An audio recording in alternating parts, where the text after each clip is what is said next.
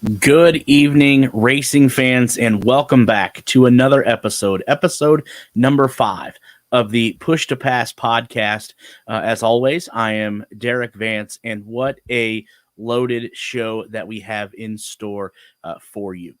First, we have an interview with INDYCAR anchor, INDYCAR radio anchor, that is Mark Jaynes, who I will play here momentarily. And then joining us as well during this hour, we're going to have Indy Lights driver of the Andretti Autosports, Sting Ray Robb is going to join us, and then at the end of the show, as always, Mike from BetIndyCar is going to join us as well to discuss his winnings from Road America, and then what to look forward to in the world of betting this weekend at Mid Ohio for the Honda Indy 200. But before we get into anything, like I said, glad to be back. Glad to have INDYCAR back on the track this weekend. It seems like it's been forever since Road America.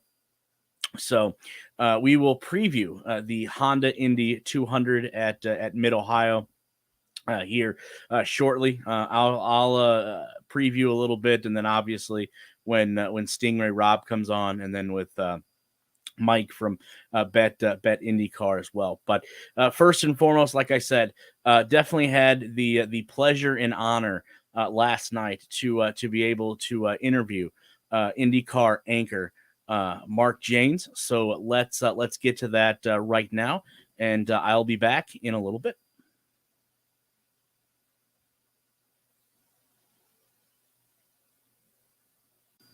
All right, welcome back to the Push to Pass podcast, and our guest now is I have the total pleasure in introducing this gentleman. First and foremost, he is a man of many hats. If you listen to IndyCar on the radio, as I do from time to time when I can't make it out to one track or the other, I'm sure you will recognize this voice. Besides being the anchor on IndyCar radio, does a lot of things. Used to be mixed in high school sports. Now I believe, if memory serves me correctly, the communications instructor out at Monrovia High School.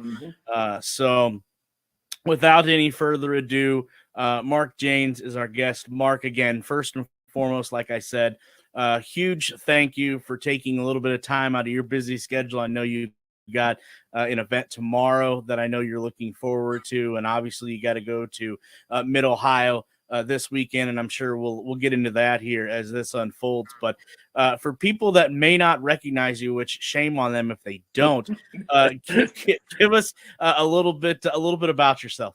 Well, I'll say first and foremost, I was blessed with a perfect face for radio. That's what I've always said.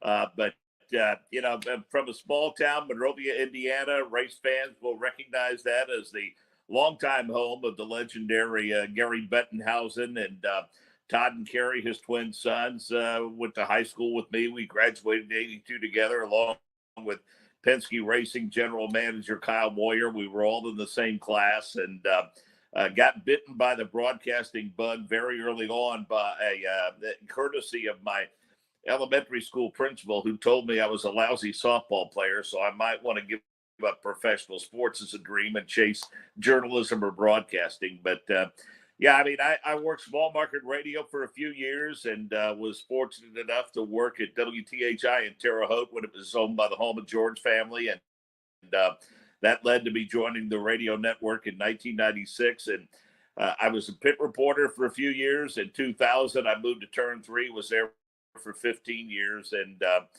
then moved 7 years ago to the anchor's position for the 100th. I said after my very first year, Derik, when I came home after being a pit reporter in 96, that if I never got to do it again, I got to do it one more time than a lot of guys wanted to get to. And so I've been playing with house money, as they say, since 1996. And as you mentioned, it's not a full-time job. I teach communications at Monrovia High School, which, again, is my alma mater.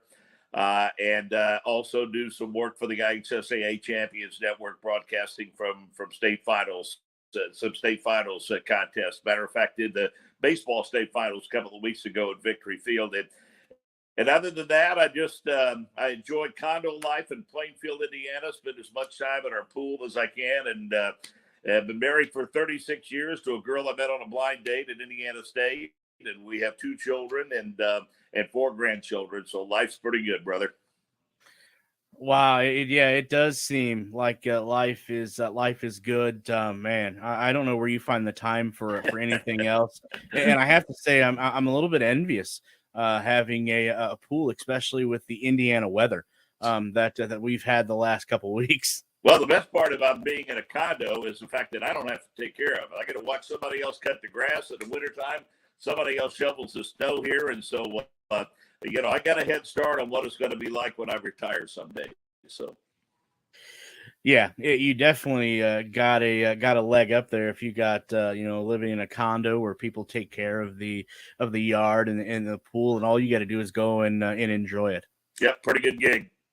Yeah, absolutely. You did touch a little bit on the being an anchor, IndyCar radio. I can't imagine that has to be a absolute dream job. I would imagine for people that don't know things behind the scenes, how all of the broadcasting intricacies work. And I have to agree with what you said. I tell people a lot too that I definitely have a face for radio, so I know where you're coming from there. Well, it's organized chaos, quite frankly, especially for the Indy 500. Now, for the other events we do, I will admit that there's some tense moments because you're not only anchoring the show, but you're essentially producing and directing the show, in that you're deciding where we go and when, be it a turn announcer or a pit reporter or a commercial break. And with that end of it, I do get some assistance from Chris Pollock, our network director, and Sam Rums. I mean, they keep me honest in terms of getting the commercial break. But boy, for the Indianapolis 500, one of my predecessors is someone I've worked closely with for a number of years. Mike King told me that when you anchor the Indianapolis 500 and when you're done, your hands will literally be shaking because your mind is moving so fast for so long. It's just impossible for you to be able to hit the switch and shut it off quickly. And I'll admit, each and every year I seem to recover, if you will, a little quicker. This year, I think I bounced back quicker than I ever have following the race broadcast. And I think it's because the broadcast, quite frankly, went very, very, very well. It was a very smooth show from start to finish. But, I've got, 4 pit reporters for the 500. I have, the 4 turn announcers. I have Davey Hamilton. We have guests coming into the booth like, the governor and the folks from Chevrolet and some other guests. And we've got to get to Borg Warner and Victory Lane. And fortunately for me, I'm able to focus a bit more once the green flag flies on just the racing element of it, because Brian Livingston, who's been with the network for a number of years, is our pit producer, and Brian is the one that is in communication with the pit reporters, and he's got a chart on the window next to him, and essentially when pit stops are underway, he's communicating with the pit reporters, and he kind of leads me into who I'm going to and when, and that takes a little pressure off me and gives me one less thing that I have to think about. But over the past couple of years, we've added some new members like Joel Sebastianelli and Alex Wolf and Scott Sander and Rob Blackman. But I think the core group, Chris Denary and I both have been on the network over 20 years now. I mean, Jake Query is coming up on 15 years. Nick Gilman over 10 years. Michael Young over 10 years. Ryan Marine's been with us 4 or 5 years now. And so when you can develop that kind of trust and continuity, and you're talking about guys who are all pretty much Midwest or Central Indiana guys who grew up as fans of this event and fans of this form of racing, I think you combine their incredible talents and their professionalism with their knowledge and enthusiasm and passion for everything that we do. And I think I'm lucky to be surrounded by some pretty talented people, and we all think alike. it's a show for the fans, and we know that they would tune in no matter who was a part of that broadcast. And so it's a team effort for sure. And as you well know, it's an ego-driven business, but by the same token, the guys that we have put the product first, and I think that's one of the reasons why we're so successful. Yeah, it definitely seems like you have a great group of guys or crew around you. Listening to the broadcast, like I said, a week in and week out when I can't be at the track. It seems like to me anyway. And again, this is just somebody from miles away that everything runs so smoothly. But as you said, as you pointed out, that it's all controlled chaos. Yeah, for sure. And again, I got to give a lot of credit to Sam Rubbs. I mean, Sam took over the producer's role from Chris Pollock. Chris and I had worked together for almost 22 years, 23 years. Chris was our master control operator and executive producer, and he is now our network director. And so I'll admit there was a little bit of a concern on my part. When we had to make the change. I mean, I understood why Chris wanted to get out from behind the board and be the network director, and we're happy to have Chris in that position. But there was a level of trust that I had with Chris, and Chris knew what I was thinking, when I was thinking it, and how. And I will say, in a relatively short amount of time, we struck gold with Sam Rumson, because he is like-minded with me, just like Chris. I mean, I can give him the bare basics, and he takes it and runs with it, because he's done it with me long enough now to where he knows when we're producing something what I'd like for the finished product to look like, and he knows that he can offer me suggestions and tell me when to take a break. And if I'm getting ready to call for a break, he might tell me, well, let's not do that just yet, because we have pit stops coming back. And so, there's a lot that goes on behind the scenes. Occasionally we bring fans into the booth, and we have guests into the booth to let them peek behind the curtain in the land of Oz, if you will. And they're always pretty much taken aback at the fact that there's so much going on behind the scenes that people aren't aware of. That is, as I suggested earlier, is kind of organized chaos, and they all seem pretty impressed with what it sounds like on the other end that goes to the listener. And Mark, you're absolutely right. This was the first year I was able, as media, to cover the month of May. And when I walked up and seen what you guys have, all of your charts and everything, I was like, wow.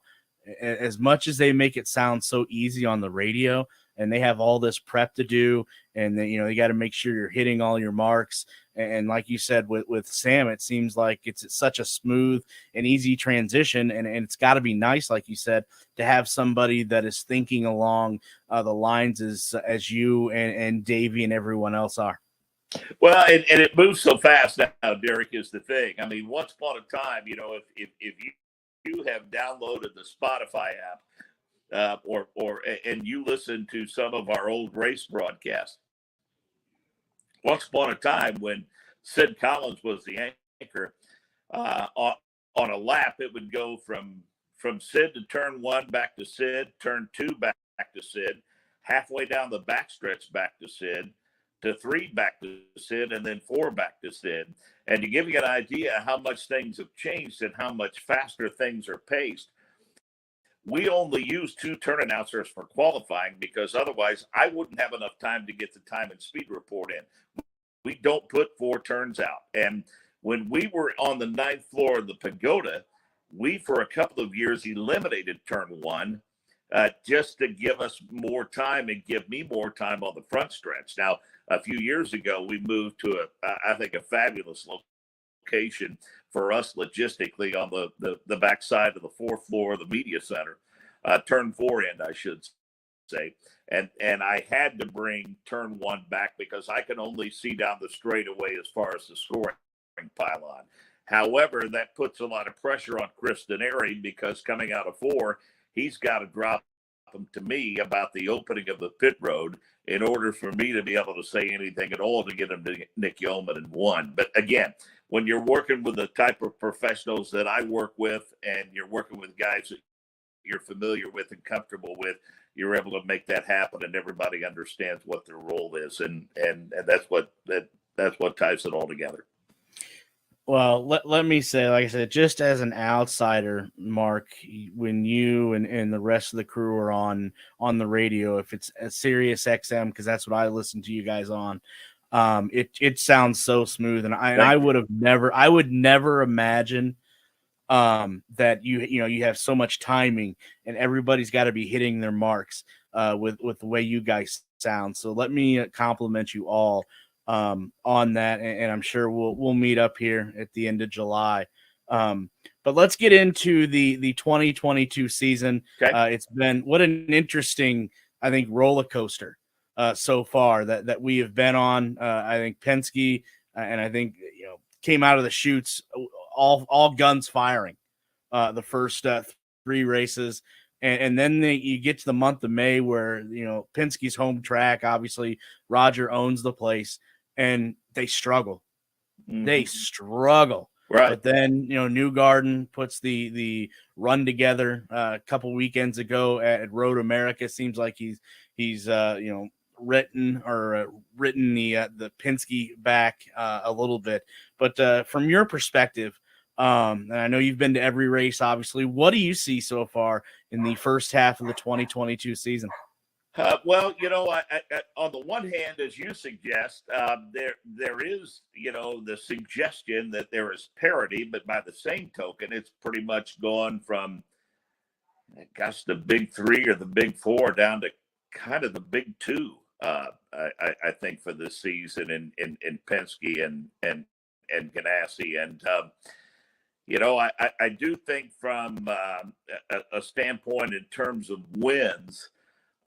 It appears as though, and I think the next month will really tell us if this scenario will continue. But I think if you get 2 wins and you combine that with all top 4s, top 5s, and as many podiums as you can gather, as long as you don't suffer a DNF, that might be enough to win you a championship.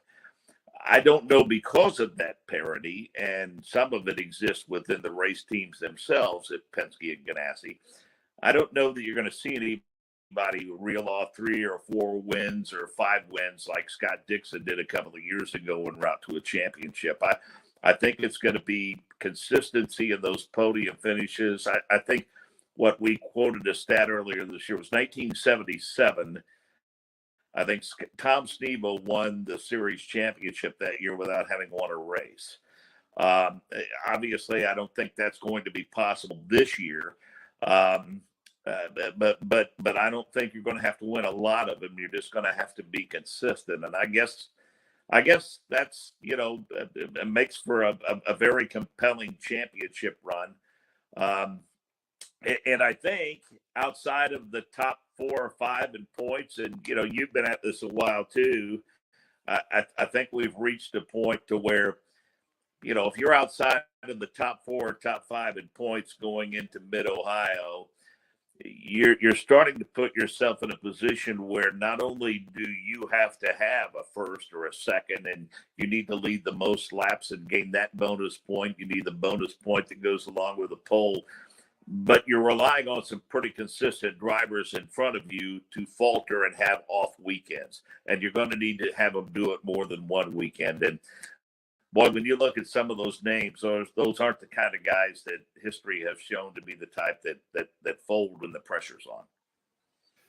Yeah, you're absolutely right. And you talk about, Joseph Newgarden, for example, who I think has got to be, one of the hottest drivers, obviously, going into the second half of the year. It sure seems like to me that the remaining tracks just, it works out for him. Had someone ask me the other day what's wrong with Scott Dixon, and I think obviously the concern was amplified by the error that he made speeding coming onto pit road at the Indianapolis 500. there's no guarantee he would have won that race, but I think he would have been in the mix, certainly. But I think if you look at the season he's had by and large, for almost any other driver, it would be considered a successful season, and that's the kind of consistency and the kind of success that Scott Dixon has had. I will say this, Derek. If he doesn't fare well this weekend, there might be cause for concern because he's won so often at Mid-Ohio that he gets mail in victory lane, for God's sakes. I mean, 6 wins and all those poles and all those laps led. And so I think if there is going to be a race weekend where Scott Dixon gets himself back into contention, it will be this weekend. But, there's more than a handful of guys among the top 5 or 6 in points that have had their fair share of success at Mid-Ohio. But I think this is a very important race for Scott Dixon's championship chances for sure. Yeah, I've heard a lot of rumblings this year about what's wrong with Scott Dixon, and I know there's a lot of chatter coming from the paddock that I think maybe he may die down a little bit. Rumor was, and I don't know how much you invest in rumors, that maybe Scott Dixon was going to be that third Arrow McLaren car. I think that may have been squelched with the commitment made by Zach Brown to extend Felix Rosenquist to 2023 and beyond. So I think that may get squelched a little bit. But there is a driver that, you said being out of the top 6, it may be awful tough to make that championship points push. But if there is a driver, in my opinion, that could do that the way he is driving right now and just needs a little bit of luck, it's got to be Alexander Rossi. Yeah, for sure. And, it's interesting that, and we will say that of late, Chip has said in a couple of different published reports that he intends that, for all intents and purposes, all of his drivers are under contract for next year. And that's, Alex Palou and certainly Scott Dixon and Marcus Ericsson and Jimmy Johnson. And it's hoped that TK will get another shot at the 500. So that kind of put, those rumors about some of the Ganassi drivers to rest as far as Chip was concerned. And Chip even took a thinly veiled shot by saying, it's been my experience that you have the most success by hiring drivers and keeping drivers with you instead of trying to create success by taking drivers away from other teams. So that's Chip being Chip, but I think he brings up a very valid point. But no, I mean I think the driver that you alluded to, much like Pato O'Ward, there was a lot of quote unquote noise about Pato when the announcement was made about Herta and what his opportunities might be in F1 and Pato not caring for the way that he found out about it. And he responded to that by really turning it on. And I think since Alexander Rossi has locked down his future, clearly he and Brian Barnhart are on the same page now. His race strategist and longtime motorsports veteran and Brian Barnhart. And I think Alexander Rossi is a guy that is capable of racking up those podium finishes and picking up a win or two here. And I think Alexander Rossi, because of all that he owes Andretti Autosport for reviving his career and refocusing his career, I think he wants to finish very strongly with them. And I also think that he wants to put on full display just exactly what the people at Arrows McLaren are getting in Alexander Rossi for 2023. Yeah, Mark, I think you're absolutely right. And the last few races, even the 500, I think, prove your point the way the finishes that Rossi has had. If it wasn't for Will Power, the driving that Will Power did at Detroit, Rossi wins that race hands down. But the driving skills that Power had was too overwhelming. Is there somebody else that we're not looking at here going into the second half of 2022 that we may need to keep our eye on?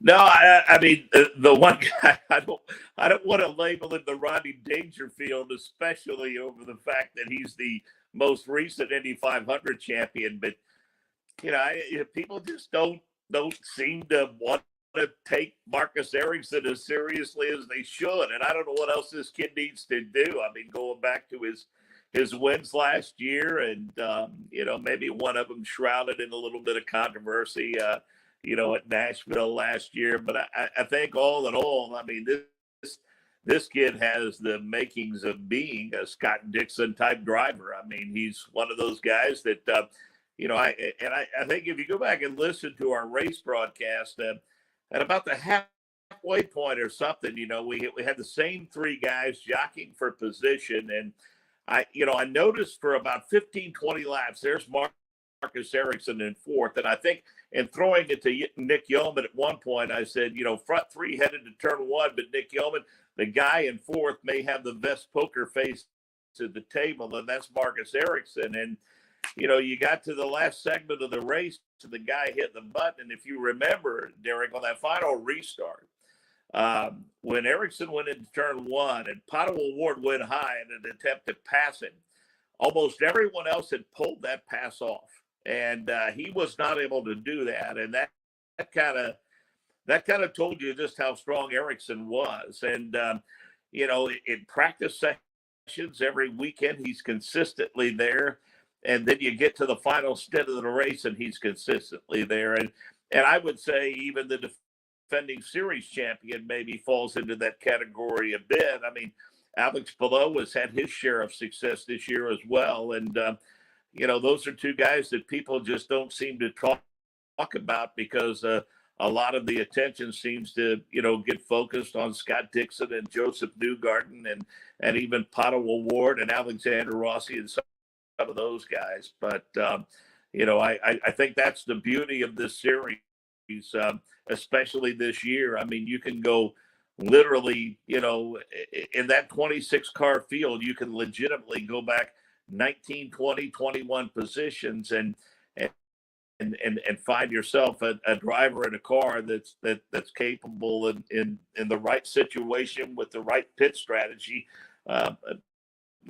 finding themselves in contention with the top five and getting in victory lane. I mean, look at what Dale Coyne has done this year with David Malukas and Takuma Sato and Kyle Kirkwood, what he's done with AJ Foyt Racing. I mean, he's put them back in contention on a regular basis. And it appears as though now that finally, Ray Hall, Letterman, Lanigan Racing are starting to get their legs underneath them. And if there's ever going to be a race where they put it all together, I'm sure Graham and everyone at that organization would love for it to be at Mid-Ohio this weekend. So, when you mention a driver in this series, it's not hard. If I were to sit here and mention a driver, Derek, you could in the very next breath mention another driver that you feel like is a contender at all. And that's the beauty of this series, I think. Yeah, you're absolutely right. And I think we would have looked at people crazy, Mark, this year if they would have told us that Marcus Ericsson and Alex Palou would be the two current leaders of Chip Ganassi and not Scott Dixon, based on his previous success.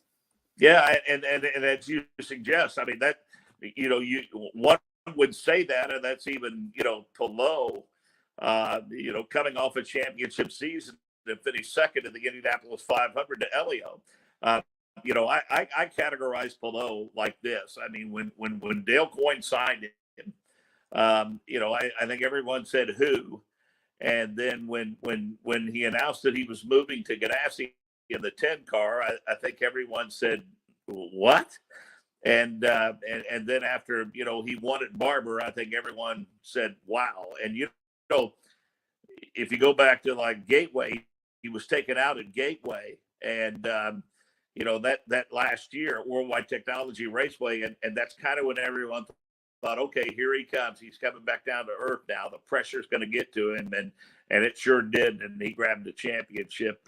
And I think in many ways, as people continue to follow him and get to know him, there's a grizzled veteran out there now that he reminds me a little bit of in the way he carries himself. Maybe not quite as gregarious as the four-time champion, but there are many things about Alex Palou that remind me a bit of Elio Castroneves. And he's a long way from being in his category in terms of being an accomplished racer, but I think that he has that same personality. I think he can develop that same broad-based appeal, and I also happen to think he's one hell of a race car driver, and I'm thrilled to death that he found his way to the NTT IndyCar series. And that's not one shabby comparison either. Before we look ahead to Mid Ohio this weekend, is there a rookie in this class which is loaded, in my opinion, that has stood out to you so far the first half of the year? I think they've all been pretty impressive. I mean, I mentioned David Malukas and all that he has done. I mean, many felt that he should have been Rookie of the Year, and I would have liked to have seen this been one of those years where it was co-Rookie of the Year, not taking anything away from all that Jimmy Johnson brought to the month of May. I'll let others argue that. That's just my opinion, not fact. That's just my opinion. It would have been nice to see, but I certainly.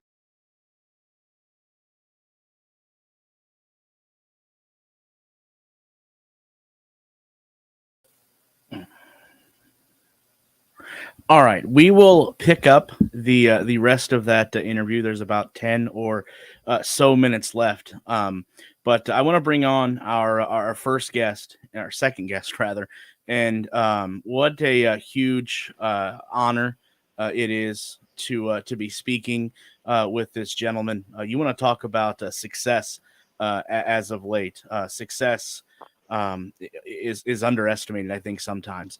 But Sting Ray Robb is joining us from Andretti Autosport.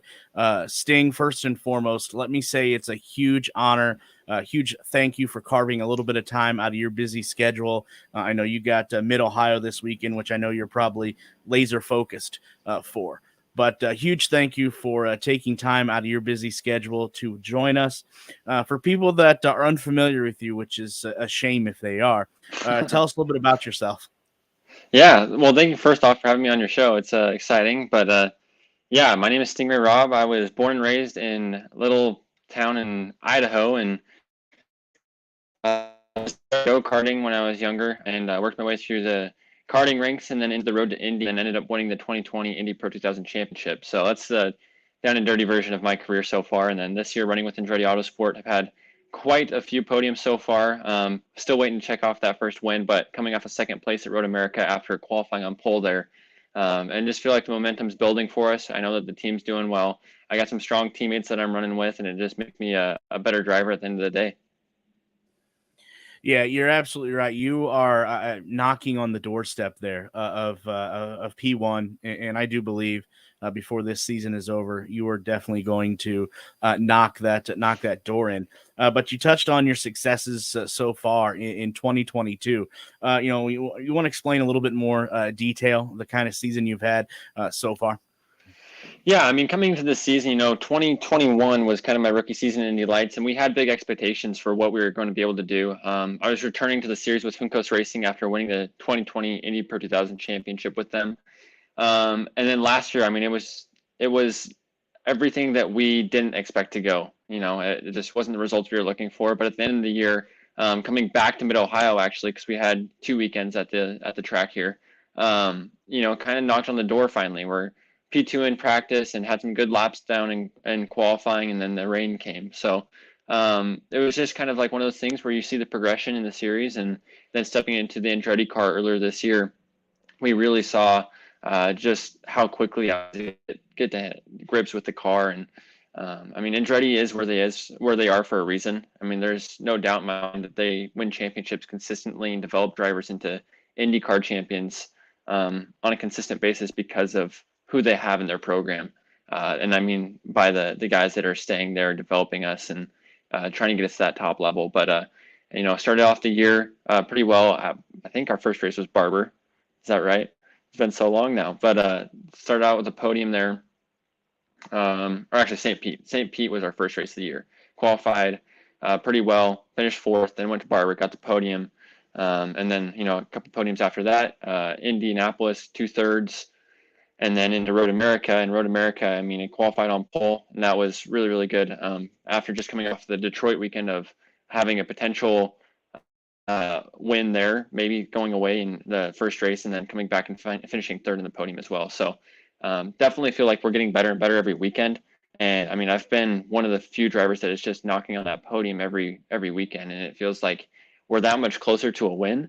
And I don't know why it hasn't come yet, but it just seems like we're there. We're chomping at the bit. We're getting better in every race, every weekend, and I think it's coming here pretty soon. And Mid Ohio seems to be a breakout track for me in the past. It's where I got my first win in 2020.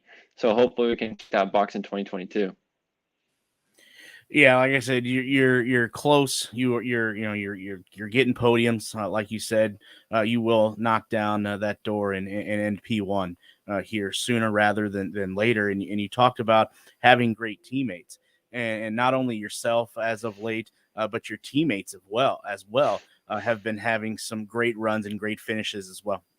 Yeah, no, absolutely. I mean, Christian is no doubt a championship level driver. Matt as well. He's won championships in the past, and it's good to see him returning to the series as a strong competitor, winning the first race of the year. That's not something that we were really looking at, and then Hunter's just always wicked fast. And so between those three guys and myself, it seems like we can always put a package together that is going to be at the front of the pack. Qualified 1, 2, 3, 4 at Road America. And I think that just goes to show how much hard work the team's put in. And the drivers, I mean, between the four of us, it's tough to say who's going to be the best on each weekend and even every session. Every session, something's changing. We're learning from each other. We're trying to hybrid the best lap together and figure out, okay, Hunter's quicker here, Christian's quicker here, Matt's quicker here, I'm quicker here. And then just whoever puts it all together is going to be quickest. So it's kind of cool to see like having four strong cars in the team where we can kind of drive the setups to and where we're going to show up at when we roll off the truck. There's not a lot of development to be done. It's already been done in testing and practice time, and then we can roll out qualifying and put it 1, 2, 3, 4. For people that may be new to the sport, and I believe that not only Indy Lights, but IndyCar series as well is gaining eyeballs by the day. I think it's becoming more and more popular.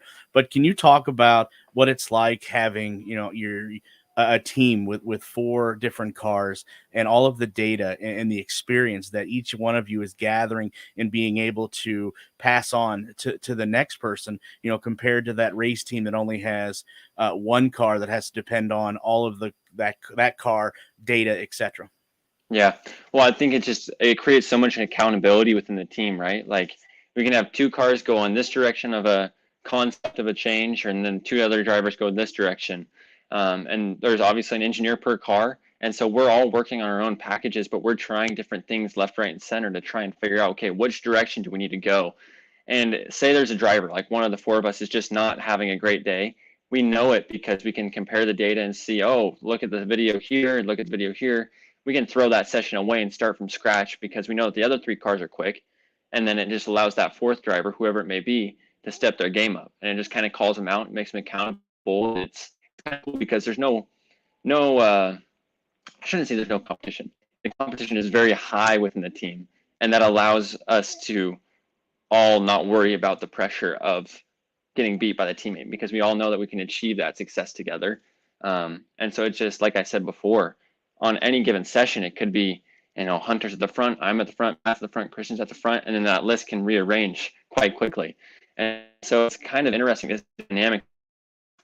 Getting into the trailer and downloading data and saying, hey, when you tried this, what did you feel? And when you did this, what did you feel? And then I can apply things that they learned or concepts that they learned with myself and my engineer and figure out, okay, we need to go that opposite direction actually. And we know that what they did worked to go in that one direction that we don't want to go. So we're going to do the opposite of that.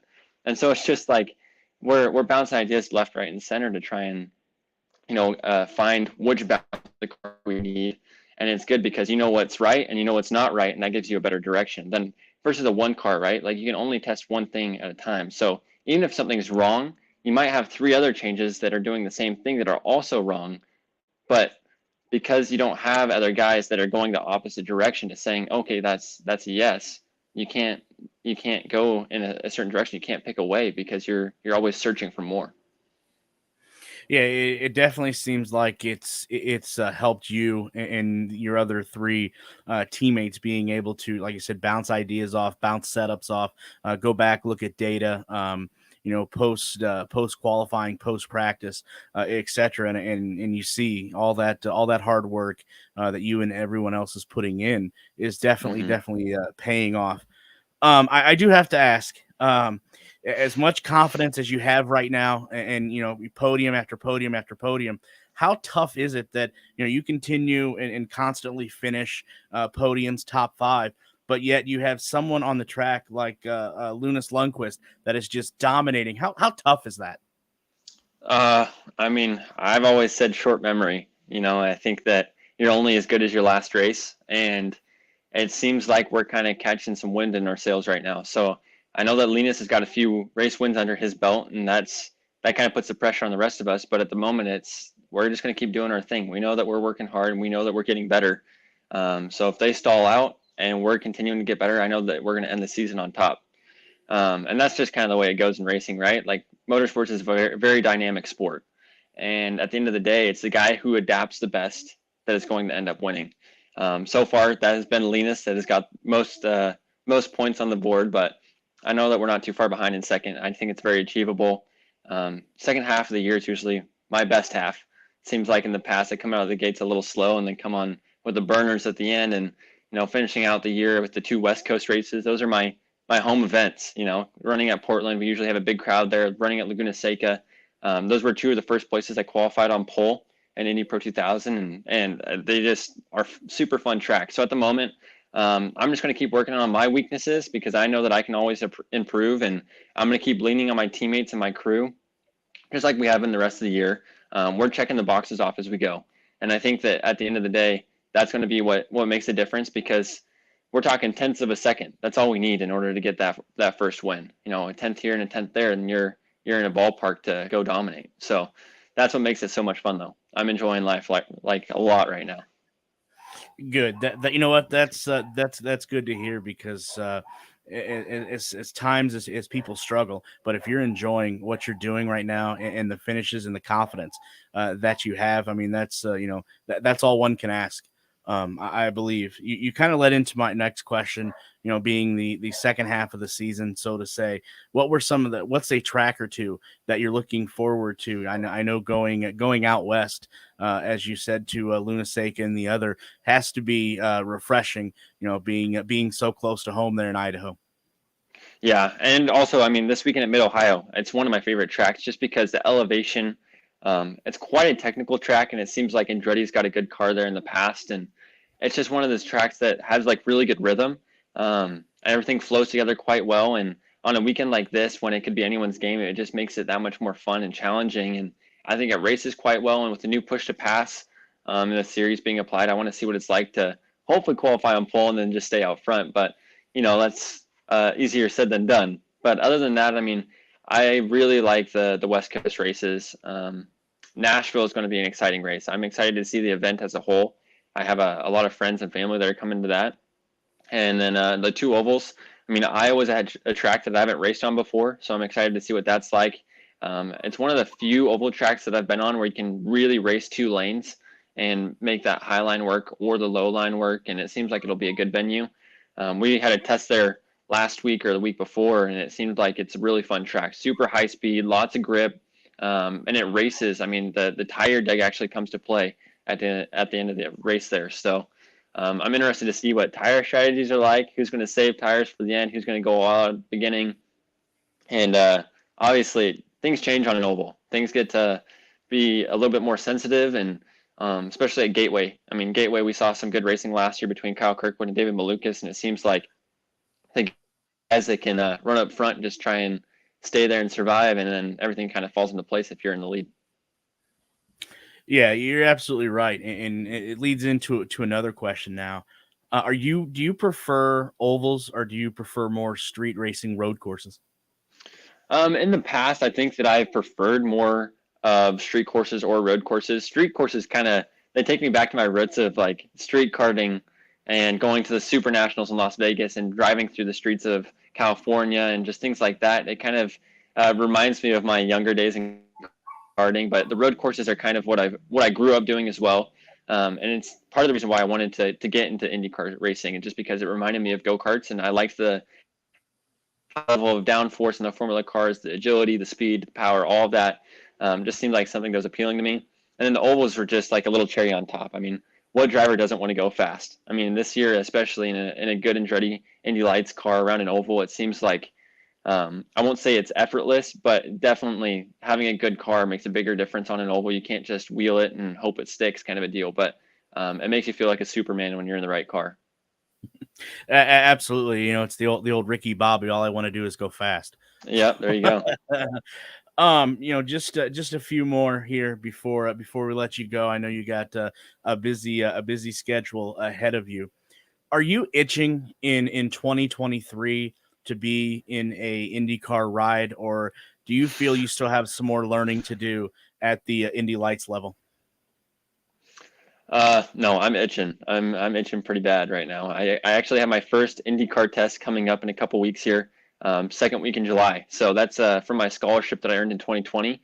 Finally getting to drive that IndyCar with Andretti Autosport. So I'm pretty stoked about that. It'll also be around Mid-Ohio. And it seems like everything's just kind of falling into place where we need it to be. And I got to trust God with the rest, the things that are out of my control. And I mean, at the end of the day, my focus is on this season, and if I need to worry about it, then I'll worry about that at the end of this year. And IndyCar has always been the goal. So I'm going to learn as much as I can now, and hopefully it'll be good enough to get me where I need to be next year. And I'm going to continue learning even in IndyCar. Yeah, definitely love your approach. You can only control what you can control, and if it's meant to be, it's meant to be. So I absolutely love your attitude there. Last question that I have. Give us a little insight preparing for Mid-Ohio this weekend. I know it's one of your favorite tracks, previous success, but what's a little bit of a preview or a little bit of insight and analysis or breakdown that the common fan wouldn't get to know? Well, we had our track walk this afternoon, and that actually showed some interesting things. Last weekend, they had the Trans Am Series as well as the Formula Regional and F4 cars out on the racetrack. And typically when we arrive at a racetrack, the track hasn't been run on in quite some time. So it's what we call green. It's a green track. It means that it doesn't have a lot of rubber laid down, lots of fresh grip. It's kind of lost its tackiness that is usually there on the end of a race weekend. But walking the track today, because of those big, heavy Trans Am cars, there's a lot of rubber laid down. And so that might apply into, earlier on in practice sessions, we'll be trying to find grip in different areas of the racetrack than we would normally. And also trying to tune the car around that because depending on the way the weekend usually goes, we end up fighting a balance change, whether that's understeer or oversteer, because the tires will grip up at different parts of the weekend. And like, for example, on street courses, it tends to be that like later on in the weekend, the more grip there is because no one's run on that street course since the previous season. And so like as the weekend goes on, you're chasing that balance constantly. You're changing spring rates, you're changing aero balance, you're changing cambers and all that stuff to try and find that balance that would be there had it, you're trying to always take a step ahead. And so I think it's just going to be that much more even this weekend because we got a lot of cars going out on track the next couple of days. And it seems like there might be a lot more rubber laid down than we've had in the past. So that means higher grip levels, so maybe more speed, maybe less speed. We don't know. And it's going to be hot temperatures, maybe a little rain. So there's a lot of different variables that are going into this weekend, but it's very interesting to see on the new track walk just where the rubber line is in comparison to the previous seasons. Folks, you're not going to get a better breakdown of Mid-Ohio than right there with Sting Ray Robb. Again, huge thank you for taking a little bit of time out of your busy night to join us. If people aren't following you on social media, again, shame on them if they're not. Where can they do that at? It's pretty easy to find me. There's not too many Stingrays out there in the world, but Facebook, Instagram, Twitter, at Sting Ray Robb. I think Twitter is at Sting_Ray_Robb.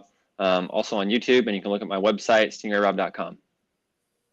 Awesome. Again, Stingray, huge thank you. Best of luck this weekend. And I'll be in the Indy race at the end of July and then in Nashville. So maybe we can hook up. But again, huge thank you for joining us. Good luck this weekend and good luck the rest of the year. Awesome. Thanks, man. I appreciate it. Hopefully we'll see you at the racetrack soon. Yeah. Thank you. And that was Sting Ray Robb. Go check him out on social media, and we wish him here all of the best of luck this weekend. Hopefully he'll be able to, as we talked about there, knock down that proverbial door to finish at P1. A lot of podiums for him and his teammates as of late, but definitely looking forward to seeing him in P1 in the not so distant future. I do see that our next guest here is joining us. I said we did have a loaded show tonight, so I had to keep track of time. But definitely glad to have Mike back. I know it's been a few weeks. What a hiatus that we've been on, but glad to be back. Glad to be back at Mid Ohio this weekend. I know you're out enjoying a few days off before it's back to the grind. But how are things in Mike's world? Great, man. Thanks for having me. Yeah, I feel like it's been forever since we got to talk some IndyCar betting, some Indy racing. So I'm excited to get back in the horn after a very successful Road America. Yeah, absolutely. And speaking of successful Road America, I know you with your bets, I know you put some money on Joseph Newgarden, as did I. So thank you for that. But what were some of your winning bets there at Road America? Yeah, man, Road America worked out just as planned. Just like you want to do it. You have I had pre-qualifying bets on two drivers, Rossi and Newgarden. I got Rossi at 20-1 before qualifications, and he nailed the pole. That is exactly what you want to do when you're betting on racing and specifically IndyCar. So that opened up a ton of doors to bet. For me, my strategy going into that race was to bet a bunch of top threes on the drivers that qualified around him, and the hope was to cash the Rossi ticket. Rossi didn't come through, but like I said, we had Newgarden at 6-1 before the race. I think you got him after qualifications, a little bit less, but still a good number. For me, it was great. I would have loved Rossi. I think we needed, one more lap. I'm trying to remember the race now, but I think he would have had him. And I was sitting there screaming at the television like, one more lap at 20-1 hit would have been huge. But I was very happy to hit the 6-1. And like I've talked about, I had also Rossi in the top three bet as well at a pretty darn good number, and had Ericsson, I believe, was the third one there. So it was a very profitable weekend. Everything went as planned. When you get the guy that hits the pole and you have him at double digits, that opens up a lot of avenues to make some money. Yeah, I obviously felt pretty good having both $5 on Rossi and $5 on Newgarden. So I was kind of in a win-win situation depending on how the last lap turned out. But I know we've talked about this before, but explain to people that may not bet on IndyCar how exciting it is, as you were talking about their, screaming at the TV with the laps dwindling. But how exciting is it when you actually have a little bit of skin in the game following this? Oh, man, for me, it's exponentially exciting. I think it just adds a whole layer. You got a little money, a little skin in the game. You're doing it with friends. It makes it so much better for me personally. And I think when you see people, people do this all the time in all types of sports and all, horse racing and football and fantasy and all that kind of stuff. And I think it just adds a whole nother element. And especially if you're doing the research and you're diving in, you're making bets and you're doing stuff like with your friends and pools and all the stuff that has been around forever. I think it adds a whole nother element to the race, whole nother level of excitement. You learn more about the drivers too. You learn about the series if you're betting on it because you're paying attention. And I think it just is something that, I think it's something like what I've talked before. I think it's something that IndyCar is way behind on in terms of the other major sports in the industry. I think golf's had a huge boom because of gambling and fantasy in younger markets. And I think that, IndyCar, small little baby steps. We got baby steps. We'll probably talk about Caesars here in a little bit. They probably had the best betting menu ever seen, but for maybe Indy 500s out for this race.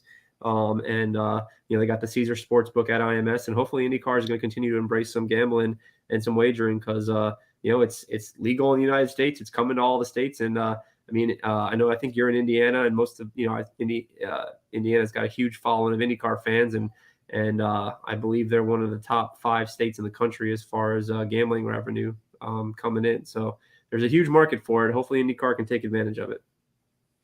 Yeah, I remember in episode 1 we talked about how exciting it was, the announcement between Caesars Sportsbook and IMS, and yeah, I hope that this catches on, and you were listening to part of our previous interview there with Sting Ray Robb, and I think there are more eyes on IndyCar.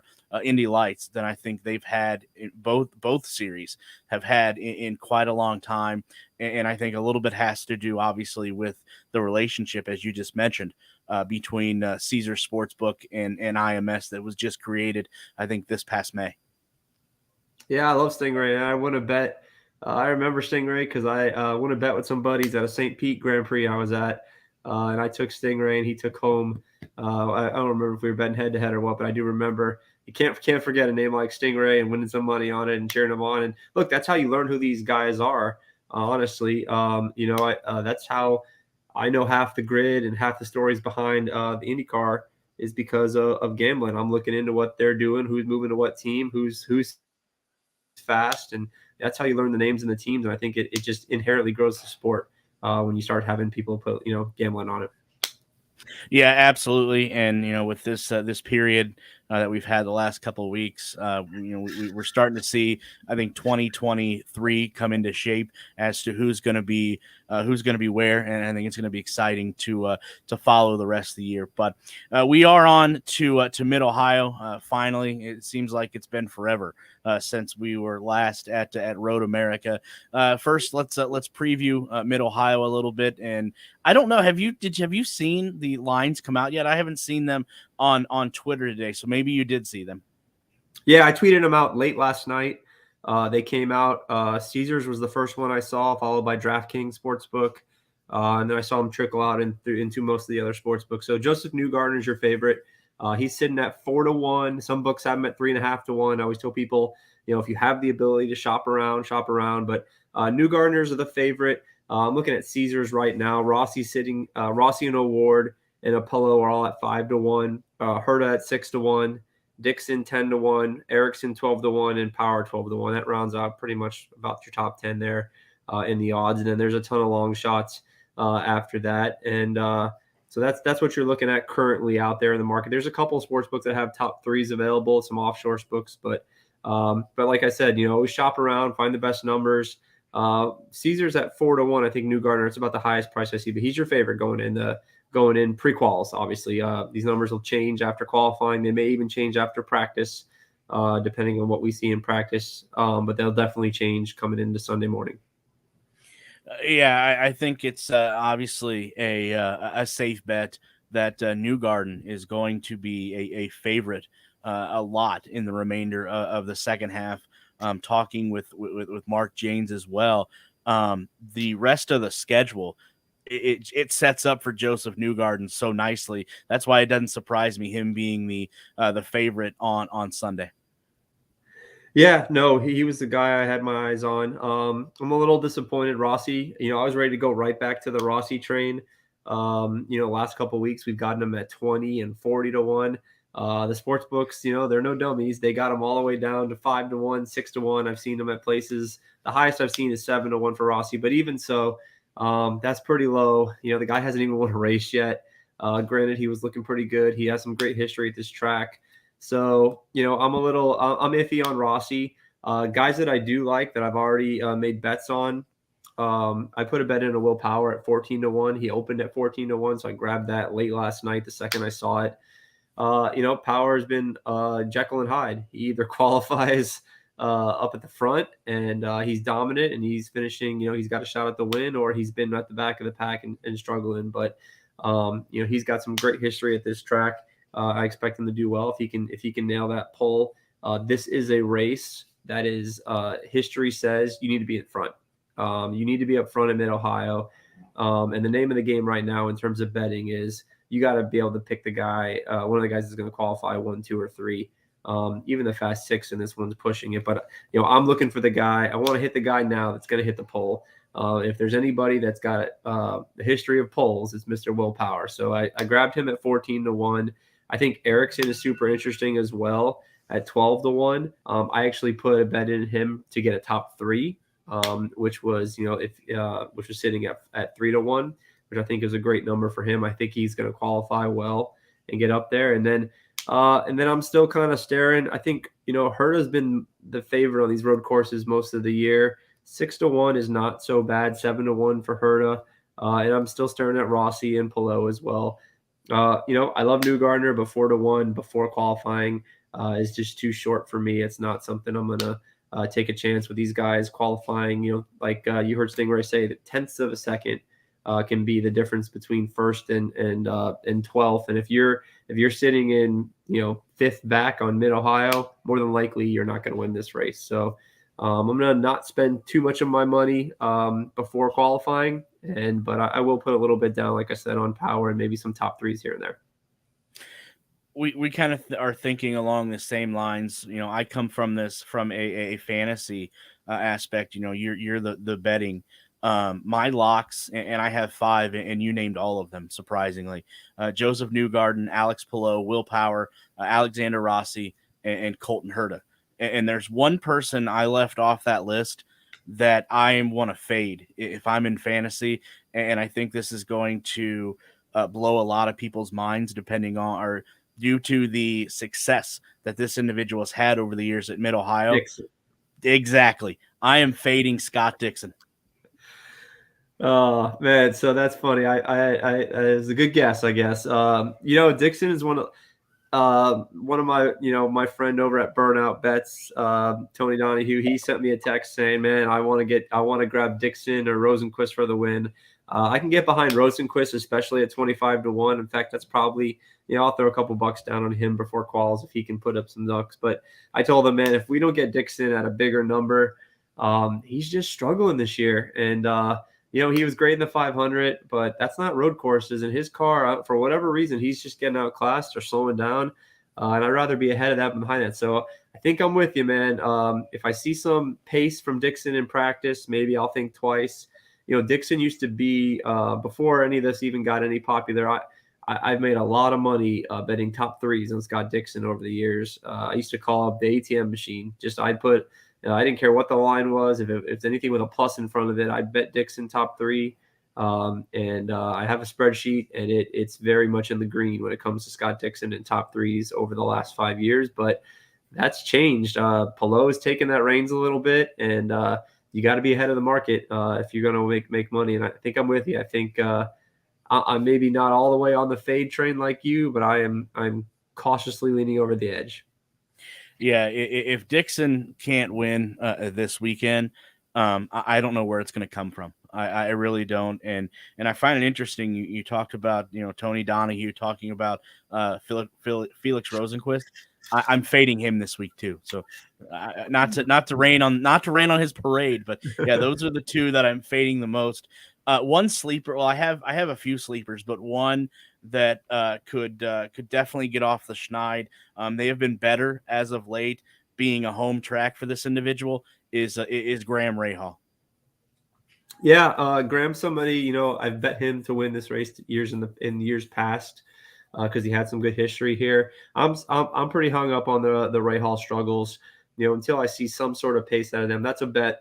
If Rahal does qualify, he makes the fast 6. He qualifies in the top 3 or 4. I do think he has the racing capability to get to the front. But I'll make that bet after qualifications. He is sitting there at 30-1 right now. He opened at 50-1, so somebody bet him, or the books wouldn't have moved that money down. But that's probably some local Ohio money, I would imagine. Or maybe Graham's throwing some bucks on himself. Who knows? Yeah, maybe at 50-1, he's worth a couple bucks before qualifying if you really believe in Graham. But man, Jack Harvey was a guy I used to love to bet pre-quals when he was with Meyer Shank, because he'd always put it up in the top 6 and have a chance to win. And I'd have him at 100-1, 80-1. Always great numbers. I had a ton of value. In gambling, you're looking to bet numbers sometimes and not drivers. And those numbers are always great, but they never cashed a ticket for me with Harvey. He's still winless, and he just hasn't been able to qualify the same. I don't know what Rahal's got going on at RLL with the qualifying results, but they've been pretty dismal, and they've been kind of passed up by the top 3 squad teams. So probably pass for me with Rahal, but I see where you're coming from. Yeah, hopefully they can figure out what ails them. I know Graham's been pretty vocal, I think, to say the least, when it comes to what their issues may be over there at Ray Hall, Letterman Lanigan. But Mike, again, huge thank you for joining us as always. Good luck to you this week. For people that aren't following you, and again, it's a shame because apparently they don't want to win any money. But where can they follow you at on social media? Well, we try to win more. Try to win more than I lose. I post everything on Twitter. None of it's, I don't charge any money for any of it, so you can decide if you want to follow it or fade it. But it has been looking. Last week was great, or I guess it was 3 weeks ago now. It was great. Indy 500 was great. So hopefully the train keeps moving and we keep making money throughout the season. But I'm at Indy_bet. I think Burnout Sports is another good follow. At Burnout Bets, we're probably going to do some Twitter Spaces.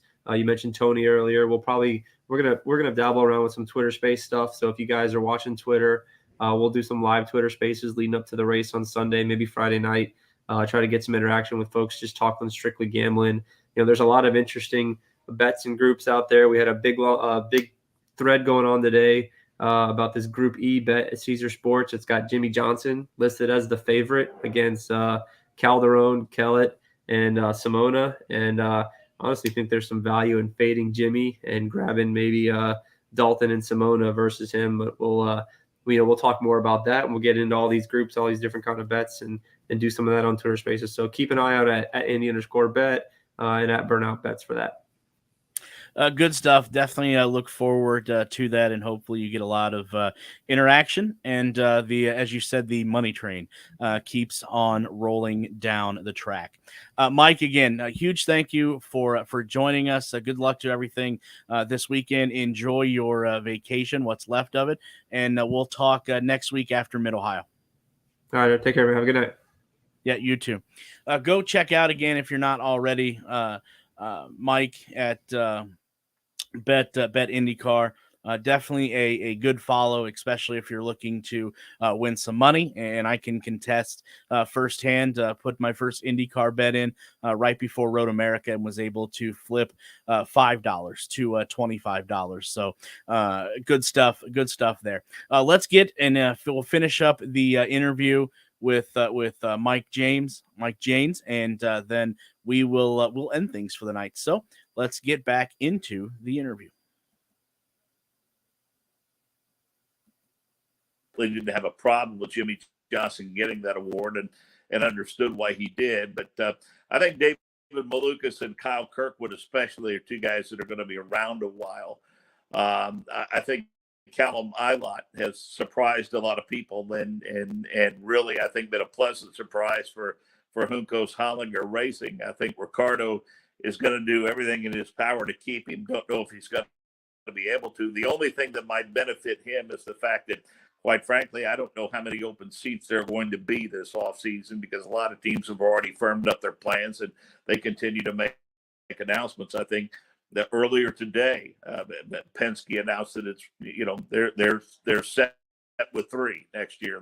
They're happy with that, and Chip said he's good, and I think Andretti's good, and so on and so forth. So they'll get a chance to build a relationship. And I mentioned David Malukas and Takuma Sato. Takuma has spoke glowingly of David Malukas, the fact that he just soaks up everything that Taku shares with him, and I think he's been competitive week in and week out. And I know that Larry Floyd is just over the moon happy with Kyle Kirkwood.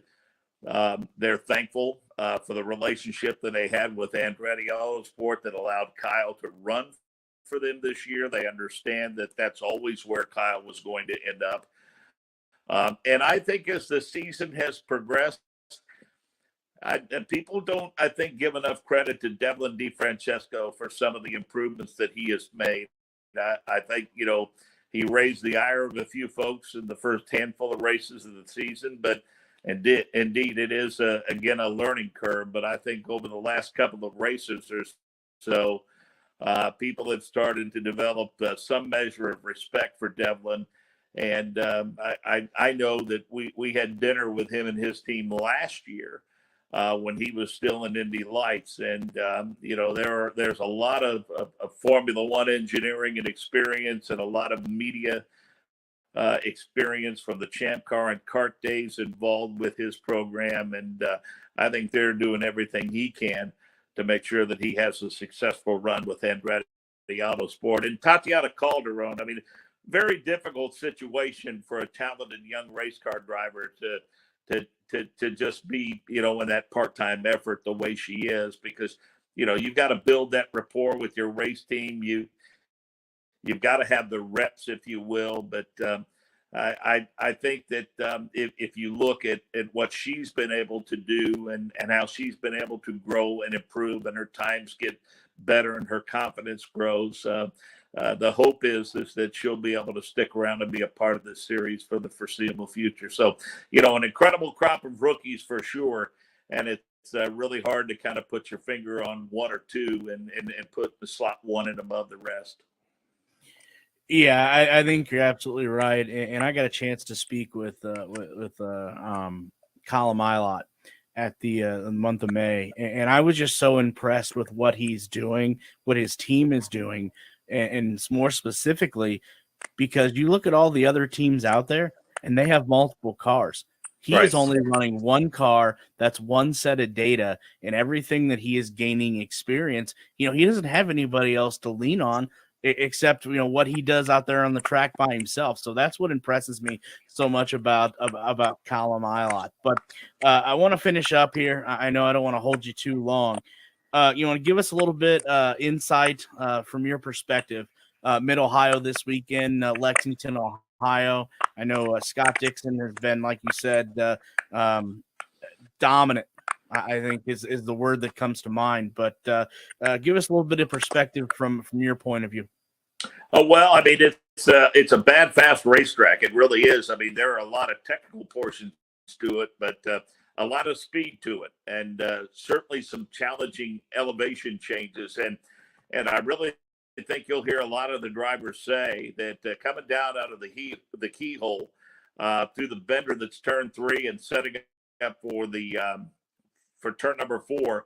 And then there's the S's, if you will, before you scoot under the Honda bridge. But with 5 and 6, the way you go uphill and then back downhill, I think most of the drivers will tell you that's where you're either going to have a good lap or you're going to throw away a lap. And by that, I mean, because of the fact that it could sometimes be a little difficult to pass there. That is one of the primary passing zones, by the way. I think there's a lot of emphasis placed on qualifying. You don't want to start in the rear of the field and force yourself into an alternate pit strategy. But I do know that they've been there a while now. They have plenty of data.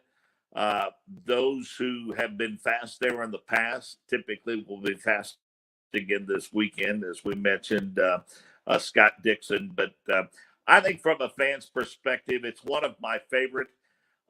It's not the most up-to-date place. It's not the most modern and pristine place, but it is something that the fans absolutely love. The campground is always overflowing with folks, and there's so many good sight lines down through Thunder Valley and all throughout the course, and there's so many amenities there in terms of the food stand and the fan village and the infield. And there's no question, folks, it is literally in the middle of nowhere in Lexington, Ohio. But considering it's only about a 5-hour drive, if you've not gotten your tickets, you should go online and reward yourself and your family.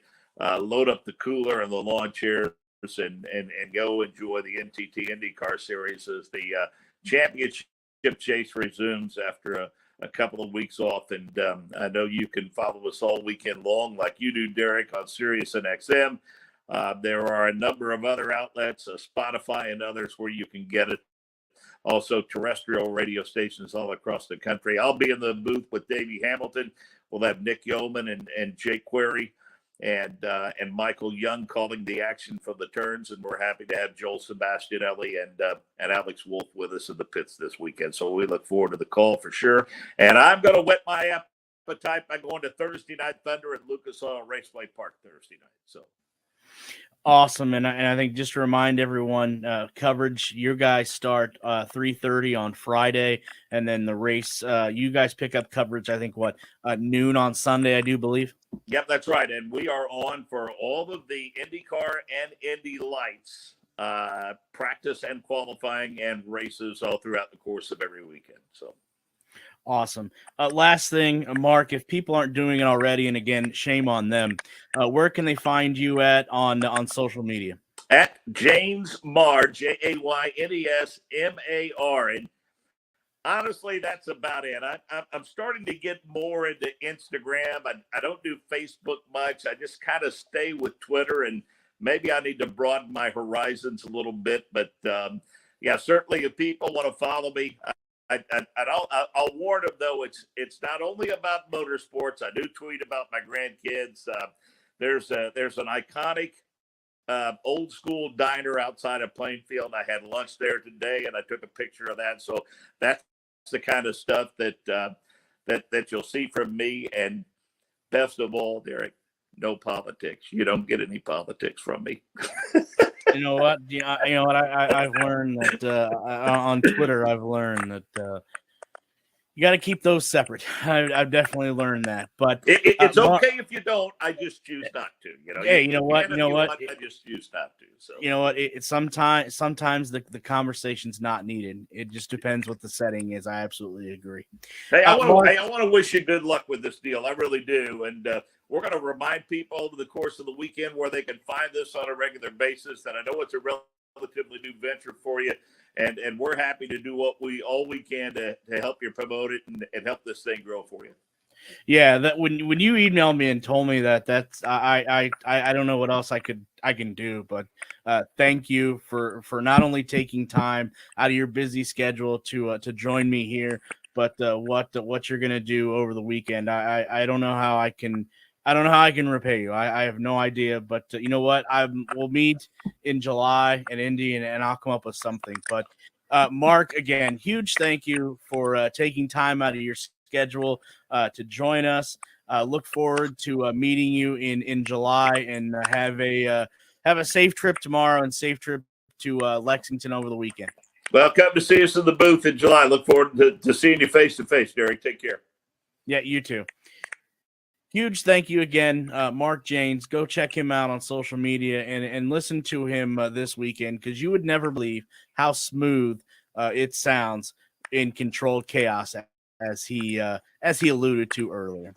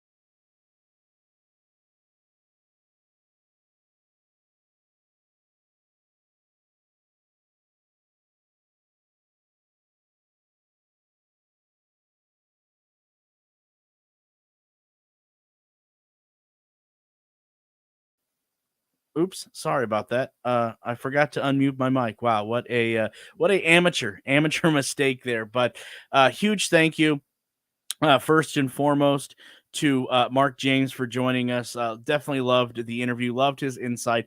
Go check him out on social media. Also, a huge thank you to both Sting Ray Robb for joining us, and then, as always, Mike from BetIndyCar. Go follow both of them.